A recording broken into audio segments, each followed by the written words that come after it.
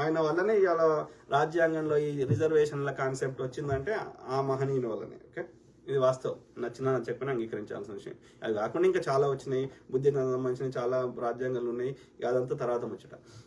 So అయితే అంటే ఈ టాపిక్ డైవర్ట్ కావద్దని చెప్తున్నా. సో అయితే ఏంది, డాక్టర్ బాబాసాహెబ్ అంబేద్కర్ గారు కాలారాం టెంపుల్లో దళితులను రానియాలని, అందరు తాగే నీళ్లు చెరువులలో అందరు తాగాలని, ఇట్లా ఆయన శతవిధాల హిందుత్వంలో ఉన్నటువంటి హిందుత్వం కాదు, హిందువుల మీద రుద్దబడిన ఈ వర్ణ వ్యవస్థని హిందువులు రుద్దుకోలేదు. ఓకే, ఈ బ్రాహ్మణులు రుద్దాడు, ఈ ఆర్యులు రుద్దారు.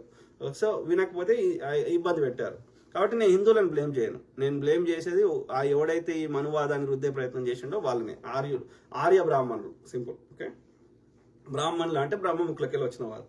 సో ఆ విధంగా ఆయన జీవితాంతం కష్టపడ్డాడు. ఏది ఈ యొక్క వివక్షని హిందుత్వంలో ఉంటూనే ఈ బ్రాహ్మణుల వివక్షకు వ్యతిరేకంగా పోవాలని ఆయన శతవిధాల ప్రయత్నం చేసిండు. హిందూ కోడ్ బిల్లు పెట్టే ప్రయత్నం చేసిండు.